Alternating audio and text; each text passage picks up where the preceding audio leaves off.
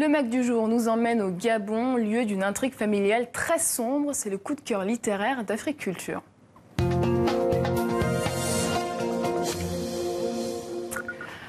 Aminata Haïdara, journaliste à Afrique Culture, est avec nous. Bonsoir Aminata. Bonsoir.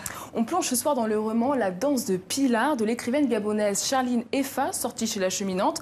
Et dès le début du roman, le lecteur est oppressé. Un professeur d'université est enfermé dans une chambre dans l'attente de la police. Oui, alors Paterne, c'est le protagoniste de ce roman. C'est un homme donc qui est renfermé dans cette chambre et attend la police. Et voilà, la raison sera expliquée au fur et à mesure. Et ça fait beaucoup de, enfin, ça crée vraiment quelque chose de pétillant dans l'intrigue. Et on voit pourquoi. Le roman est sombre parce que en fait, il plonge dans ses souvenirs d'enfance à partir d'une photo. Il y a cette photo de Noël où il se retrouve avec son frère et ses parents, son frère Jacob et ses parents Pilar et Salon.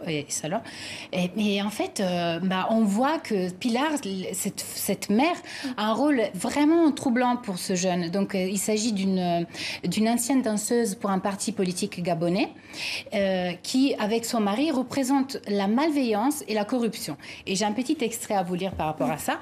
Voilà comment le protagoniste parle du couple formé par ses parents.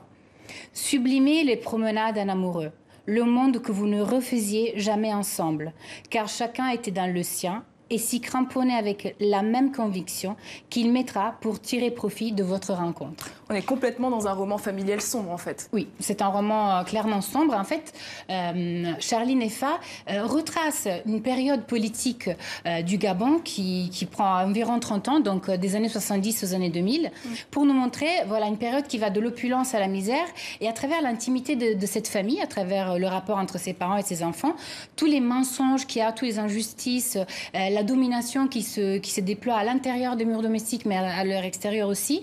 On voit comment voilà, les abus de la société peuvent se refléter à l'intérieur des ménages, en fait, dans la vie des individus, quoi. Et cette narration très intimiste vous a-t-elle convaincu ? Oui, elle m'a vraiment convaincue. C'est une écriture vraiment excellente.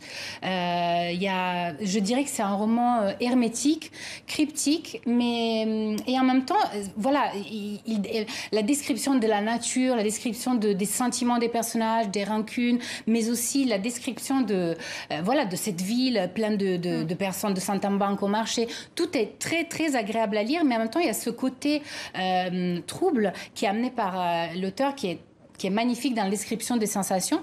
Et il faut dire aussi que voilà, c'est un roman que personnellement j'ai lu une deuxième fois pour en saisir la complexité. Elle est vraiment très dense. Et justement, la question des femmes est aussi un thème central chez Charline Effa. Oui, la question des femmes, de la condition féminine et en fait les relations de couple. Donc on voit par exemple la société, l'oppression qu'elle apporte, l'oppression qu'elle appuie sur la vie des femmes. Et en fait, il y a des exemples, il y en a plusieurs, j'en ai choisi un. Voilà une petite description de la prostitution, on verra ça. Donc on voyait de plus en plus ces jeunes femmes dans les rues de la ville, à mini-jupe, hissées sur des échasses, exhalant des parfums bon marché, mâchant bruyamment des chewing-gums, et on pouvait sentir que l'assurance qu'elles essayaient de donner, l'arrogance dont elles faisaient parfois montre, n'était qu'une mise en scène. Loin d'être des prédatrices, elles étaient des victimes. En tout cas, c'est un roman qui vous a plu. Merci Aminata. Oui. Votre critique du dernier Charline Effa, La danse de Pilar, est à retrouver sur africulture.com. Merci Aminata.